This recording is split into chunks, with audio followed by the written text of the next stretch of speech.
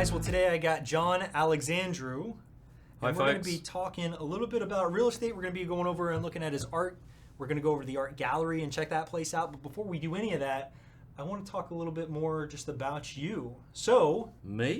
I got a couple of quick questions. I'm not that interesting, but I know, but I'm going to do my best to assist here. So, Thank you. first off, Yes. what city and state were you born in? I was born in Adelaide, South Australia. Split the country in half to the coast. How long did you live in Australia? 32 years, I think. I moved from Australia, don't hate me, to Hawaii, and I lived in Hawaii for 6 years. Did my MBA there, then taught in the University of Hawaii for 3 years. It was really hard, really hard. It was like trying to keep the sand out of the pages of my study books while I'm sitting on the beach. It was brutal. It's a tough life that you've had so far. First 33 years, it sounds. Oh, it was brutal, man. Yeah, So let's go back before that, though. Okay. So you were a kid, I was. 6, 7 years old. What were you doing? You were riding a bike, skateboard? Wow. You a 6 or 7. surfer? I surfed a little bit as a teenager. I picked up boogie boarding when I went to Hawaii. What was I doing when I was 6 or 7? The only thing I can really think of is I was getting into so much trouble.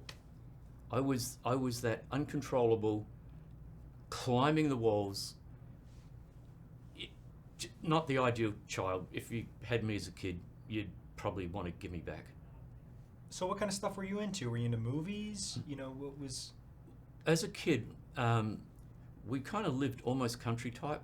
So we would go chase cattle around the field. They were dairy cattle. We would catch lizards, snakes, just run amok out in the country. My mates and I, we'd take our little shovels and we'd go down to the creek and we'd build dams and we'd swim in them and just the sort of stuff that kind of country kids do. Yeah, so I mean, at least you had a really active childhood. Oh, yeah. You're always outside playing. Oh yeah, parents would say, get out, come back at 5 when dinner's ready. And we were gone. So you're 16 years old. I'm 16. At that time, what was it? It wasn't CDs, it was tapes or I 8 think tracks? I think it was smoke signals. So Just what's radio. on the radio? What's your favorite thing on the radio when you're 16? When I was back then, I was a Pink Floyd, Black Sabbath, Led Zeppelin. Get the idea? Jethro Tull, Yes, kind of like really hardcore, great music. Yes. Your parents at the time were less than thrilled about this, right? Oh, Because that's just how it goes. It's how it just goes. Parents, Yeah. So they never became fans of even Pink Floyd. No. No. My father was into the main one I can think of, like off the top, Tom Jones. All right. So when you weren't listening to the radio, Pink Floyd, Led Zeppelin, let's talk sports. You were an active kid. You were outside all the time. You were getting into trouble, always getting dirty. What kind of sports were you playing though? I loved my sports. I was an avid basketballer. Played basketball for years and years and years. I played on a bunch of different competitive teams. I played cricket, loved it. For those who don't know cricket, Google it. I still watch it because I love it. Played Australian rules football. Yeah, not very good because I'm a bit too skinny for it. And squash, which is very similar to racquetball but different. And they were my main sports. I'd also do cross-country running and I'd fish a little bit. So what age were you when you said, I guess you were 33, right? When you said, I don't want to live in Australia anymore. Yeah. What was the reason for that? So I wanted to go to grad school. And I ended up getting my MBA from University of Hawaii. And the original plan was I was going to go to Hawaii, get the degree, and go back and work as a realtor in my father's real estate company. So I come from actually we are now 3 generations of realtors because my son is also involved in real estate. So that was the idea. It kind of got interrupted because I met my wife Shannon. And Shannon interrupted the plans, so I never went back. Stayed. And then, so how did you end up here? We went from Honolulu to San Francisco. Okay. We were in San Francisco for 5 years. I worked in internet startup companies. And then, like a lot of, Shannon's actually from Queens, New York. Her parents, like a lot of New Yorkers, retired from the city to Orlando. We had a daughter. We thought, oh, maybe our daughter should be around her grandparents. Let's move to Orlando. Okay, let's go. Boom, here we are in Orlando.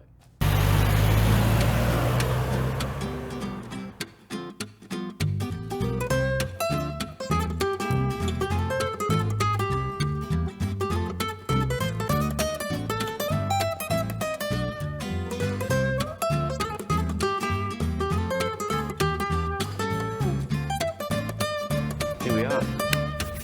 Let's do it. Oh, thank you. My pleasure.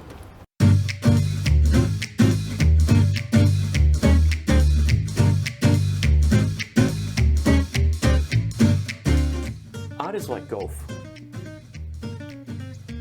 It doesn't matter how hard you try to beat golf, doesn't matter how technically good you get, doesn't matter how much you practice, you'll never beat the game.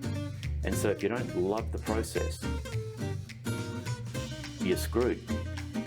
And it's not about loving the end result, because in a year's time, I'm probably not going to love what I've done now.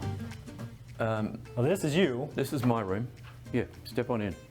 So I've seen a lot of your paintings whenever you take a picture of them and put them on Facebook. And if anybody else, has seen some of the stuff that he's done through Facebook, in person, it is amazing. It's different. Facebook just compresses the image so much or whatever, but the quality is not the same.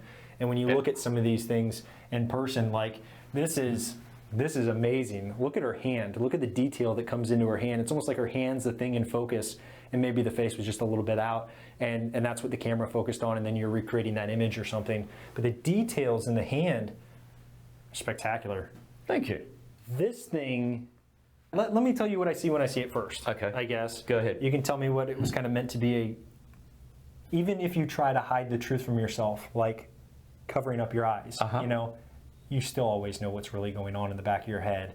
You can't really hide it from yourself. No. Is that what this is? It's a combination of that, and it's also a combination of you can't hide from other people. Because you think when you put your hand over, it's like I'm sticking my head in the sand, nobody can see me like the ostrich.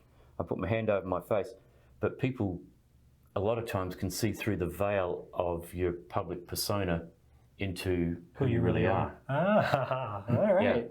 And then, So I was thinking the opposite side of that. yeah.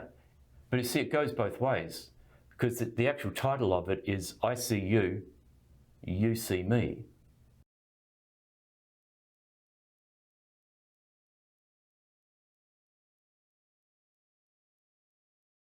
I have to love the process, because the first things that I paint, they're kind of pretty ordinary. And then just enjoying doing it and mixing the paint and learning the technique and then they get better and better and better. I'll never be as good an artist as I ever really want to be. And that's okay, because it's the process that's the most important and most fun thing.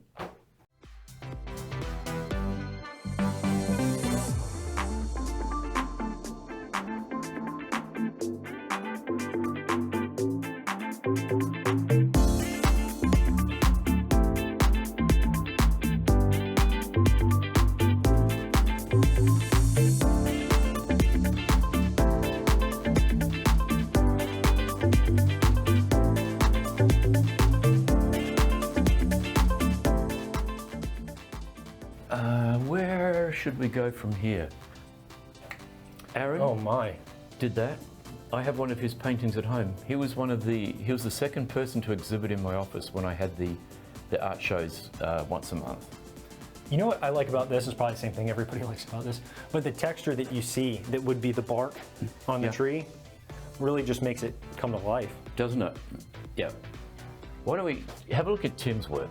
Tim Edwards is a guy. He exhibited in the office when we did Tim it as Edwards well. is not a guy. It is a machine with a paintbrush in his hand. Yeah, I mean, like, check this out, man. This Oh one my here, gosh. I love this painting. This is like, just so cool. So much expression. Yeah, and then he definitely, that color blue Yeah, yeah. I'd love to know what's going through his and mind. the shadows on Tim, the hand what's and going everything through as your well. mind, mate? I asked him that once. He goes, I don't know.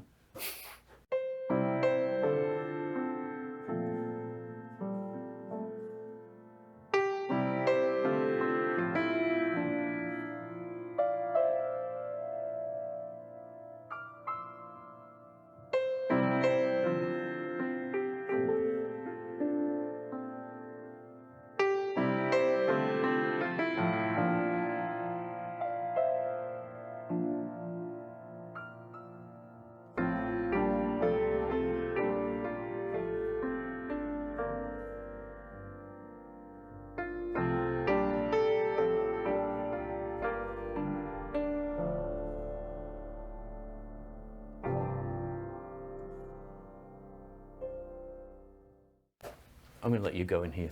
Go check this out. It's totally different. And that's what's so cool about the gallery here, is that everybody's work is different. And there's something for everybody. I love this one here. I absolutely love it. But the first thing I noticed is actually it's a different kind of canvas. Yeah, it's linen. You know, you look at that throws in the blues and the greens and in through the arms just to create depth and detail. It's really creative.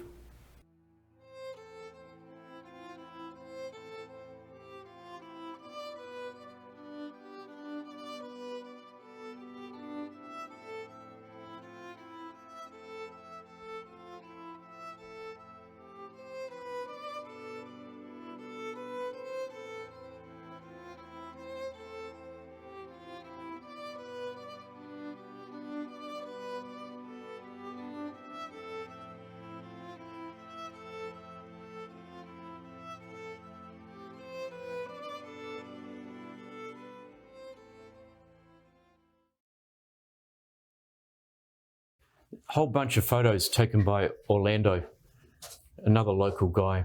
Like this one here. This is probably my favorite. Just crazy good.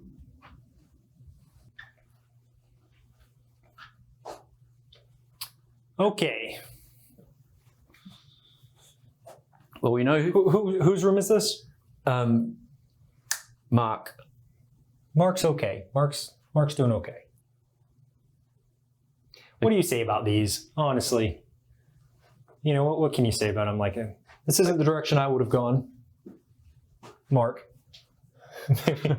They're fantastic. Aren't they? They are so good. I mean, like, even just like every single detail. You know, when you get up close, you can see the little brush strokes on how he's done it. And then you step back and it looks like, wow, it's so real. I think he's going to leap off the canvas and take my down.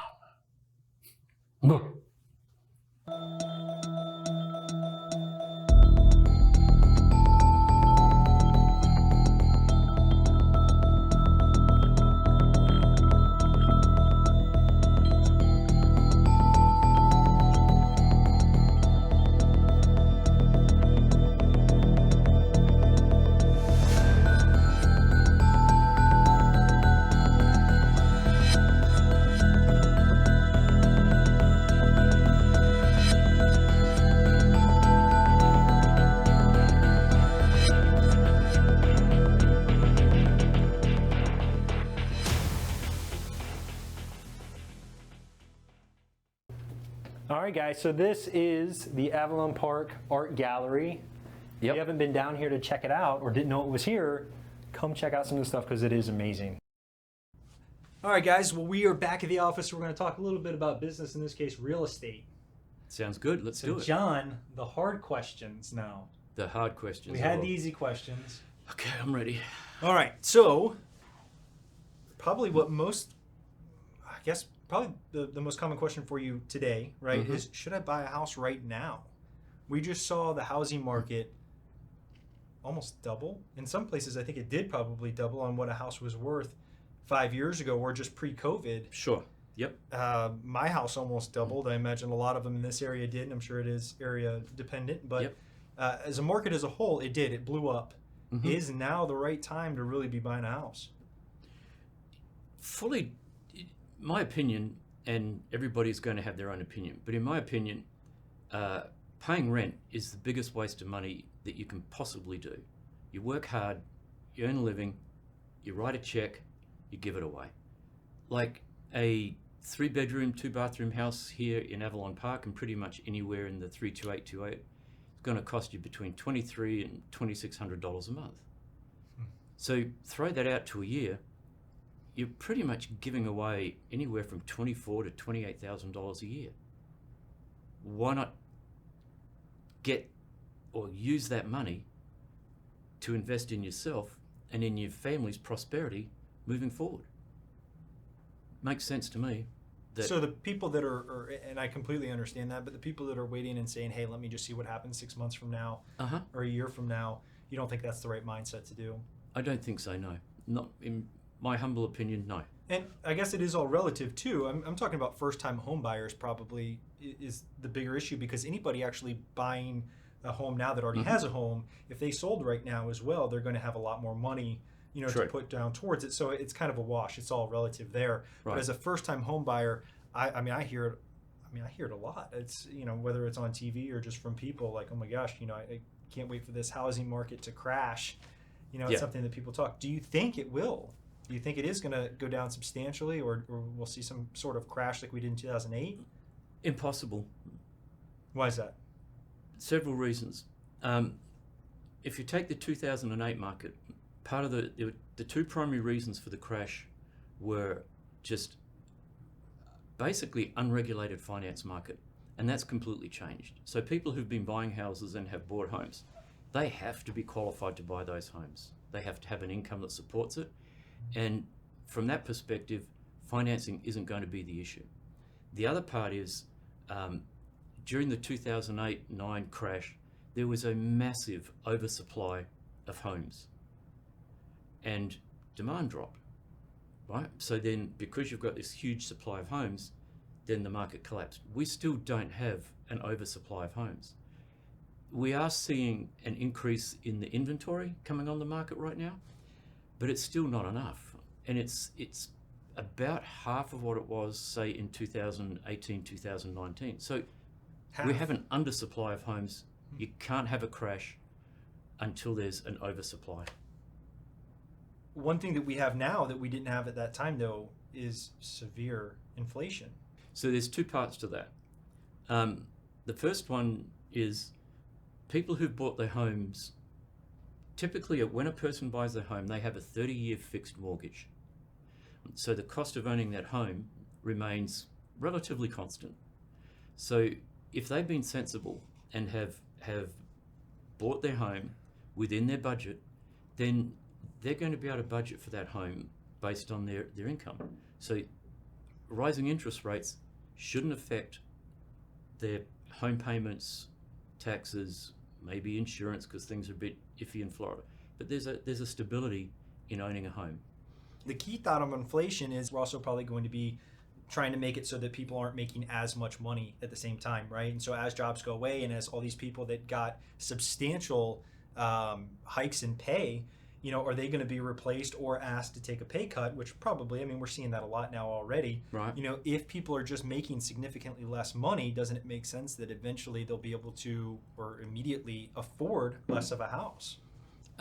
All because of inflation. Potentially, yeah. Because as interest rates rise, if your income is steady, but the cost of owning a home increases, if you're, like, say, today, you're going out to look at a home, you're going to afford less home today than what you would have 4 months ago. So yeah, so people's expectations of what they're going to be able to buy is going to change. As we look at it now, we go, oh my God, in 6 months' time, it'll be normal, because people forget. And the other part to that, 5% as an interest rate, or 5.5%, is still historically low. We're just not used to it because of what happened from, what is it, like 2010, 11 onwards. So on one hand it seemed there, and the other hand not so bad. Like when I bought my first home here in Avalon, my interest rate was about 7%. The Core Logic, which is like the country's premium forecasting agency who collects mega data, still say home prices are going to rise about 4% from June 22 to June, July 23. So typically either an interest rate will be high and the houses will go down in value a bit, or vice versa. So since the interest rate has been so low, people have been able to afford. I mean, the interest rates just kept dropping the last couple of years during COVID. Yeah. To the point where people were even thinking, hey, maybe we'll go into negative interest rates, But yeah, right. But regardless, the housing, it started a bidding war, right? So people were able to afford these houses that were much more. Now that the interest rates are probably double what they were during the lowest time that they hit,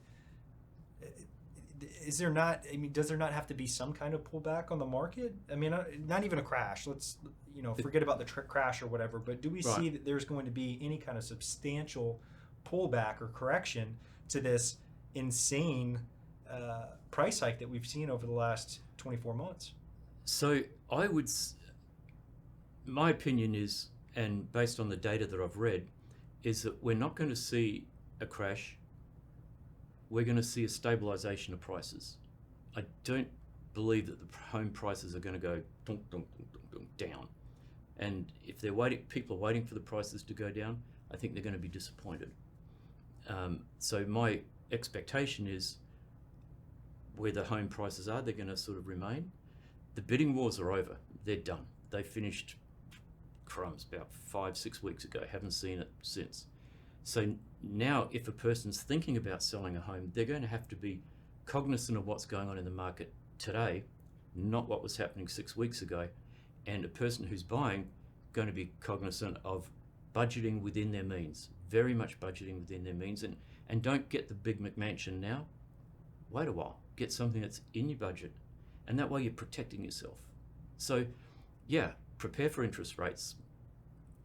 I don't see any kind of crash. I see a stabilization. All right, so my next question for you would be, we talked about rental prices and throwing away money at renting a place. Yep. I'm going to get back to that after you're done and give you my 2 cents on it. But where do you see rental prices going? Do you see them going up? Do you see them kind of leveling off? Do you see them dropping? What's going to happen in the rental market? All right, so my crystal ball is telling me that I don't think that we're going to see a drop in rental prices, because as I was watching CNBC, and one of their quotes were, prices go up like a rocket, come down like a feather. So you buy something, companies raise their price, okay? Are they going to lower it? No. Maybe just a little bit. And let's say real estate is not a liquid asset.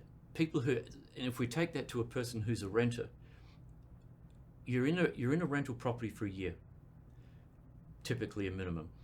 It's a difficult process to go and find another home to rent. It disrupts your life, it disrupts your style, you might not be able to get into the same school district. It's a real pain in the neck. So a lot of people, if they're going to save $200 a month, it's just not worth the cost of the disruption to their life to go and find a cheaper rental, unless they really, really have to. There has to be a pain involved that's greater than the discomfort of moving.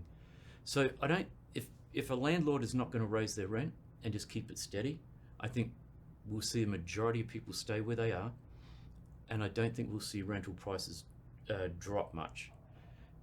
The dropping much would be to new homes being put on the market, not ones that are currently existing and people renewing their lease. I think people coming in, you might see a slight drop in rental rates, but I don't think it's going to be substantial. That makes sense? It does. In location, we just come back to location. So one thing that you said that has a lot of weight in the market when it comes to rentals is the school district. Big time. So if you're in a place that has, really nice schools that are, really desirable schools, obviously it's going to be a lot slower to come down if it does at all. I don't want to sound like I know it all, but that's what the data is showing. All right. So what about supply and demand? We're seeing a lot of different things go up and down. Houses being built has slowed down. Yep. Okay. So the demand for new houses is down. Yes. How is the demand for Existing homes? existing homes? So we're with it, and I just checked this data yesterday. So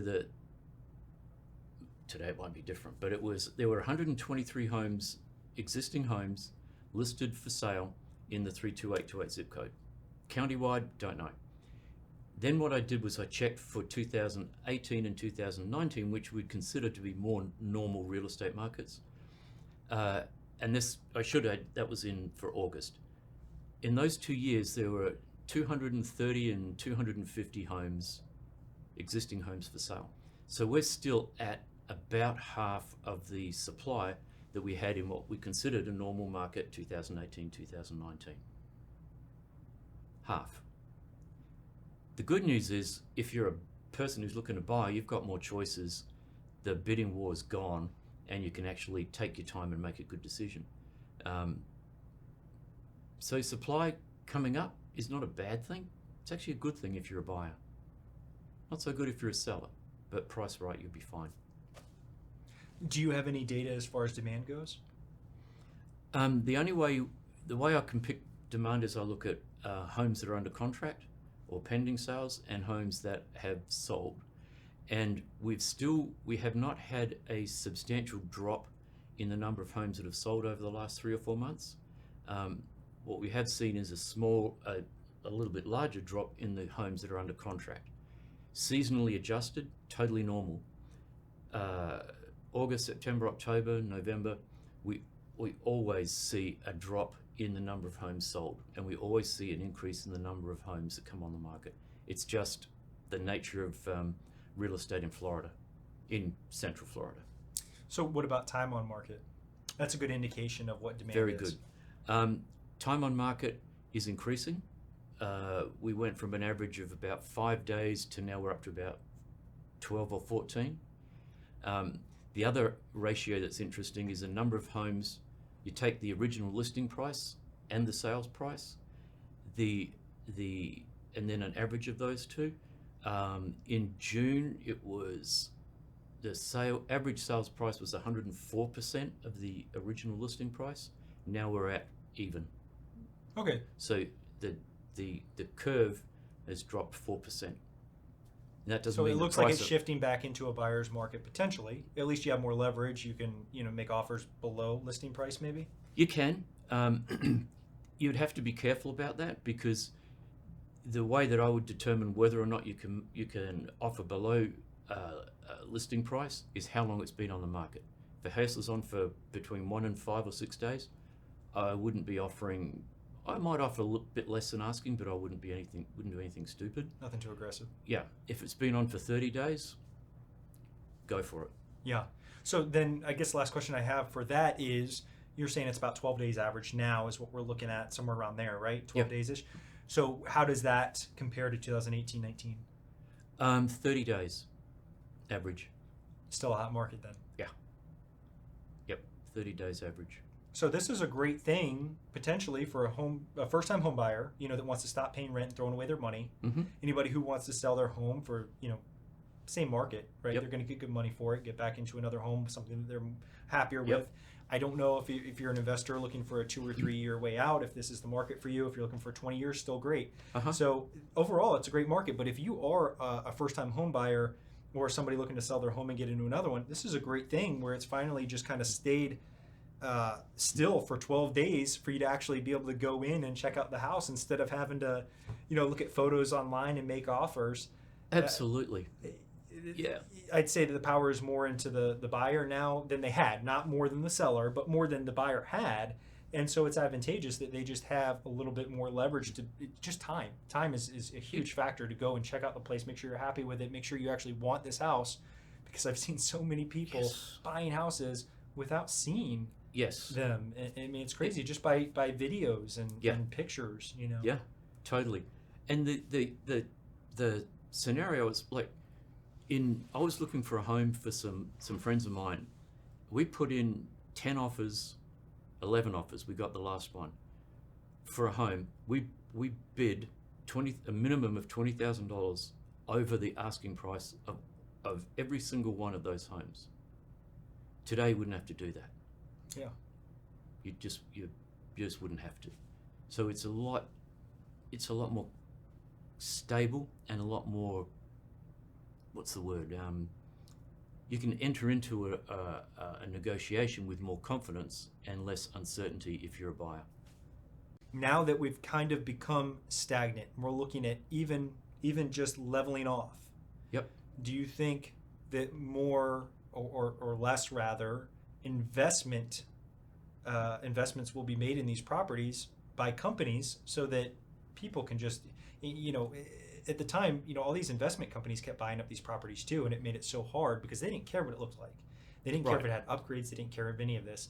They're, hey, we're going to buy this, we're going to rent it out, and we're going to see a return in the next 5 to 7 years. We're going to refinance it, and we're going to keep doing it over and over again, or we'll sell the next spike, whatever. Right. Now, we actually have people able to compete with these people because they're dropping out a little bit, right?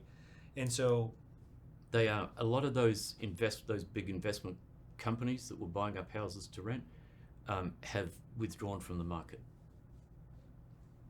So what that also tells me, though, is they don't see a significant hike again. No. So we've definitely we've seen our top. We're past the top. For now, of course. For now, yeah. We're not going to get the forecast from CoreLogic was like about a 4% increase, right? So and that's what probably is not this? fast What is enough. this source? CoreLogic. CoreLogic. They're the largest aggregator of real estate and mortgage data in the country. Okay.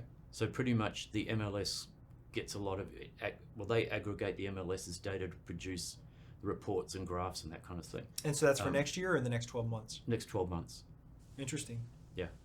Let's talk really fast about the advantages of doing a 30-year over the 15-year, because I did a 15-year. I originally got my house on a 30-year. I refinanced to a 15-year, thinking, hey, let's just knock this out of the park. I make extra payments. Hopefully I'll have it paid off in the next 8 years and get this weight off my shoulders, and I feel like, hey, I've accomplished something. Yep. What I've learned is that because I did that, any investment that I want to have in the future, what they look at as my monthly payment. Yep. Right? They don't look at how much I owe in the house. They don't say, hey, great job because you're paying it off so much faster. They say, whoa, let's look at all your cars. Let's look at your homes, whatever the case may be.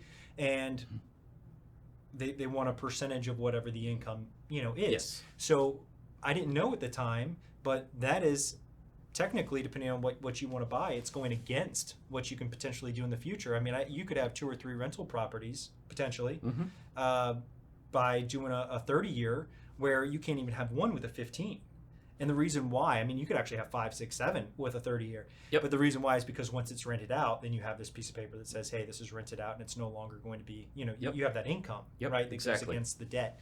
So if anybody is thinking about ever getting another rental property in the future, I would definitely tell you to do a 30-year and stick with a 30-year over doing a 15-year refinance like I did, because at the time, it kind of stopped me from doing what I wanted to do with a couple different properties. But anyway, yeah, that's my 2 cents with it. But at the same time, I look and I see, look how much principal I'm paying off versus interest. It's like, it's literally, 75% of it is principal versus 75% interest. Yes. It's huge. Right. And so my equity is just going up and up. So the contrary thought on that is I recommend people take out 30-year loans. The interest rate might be 0.25%.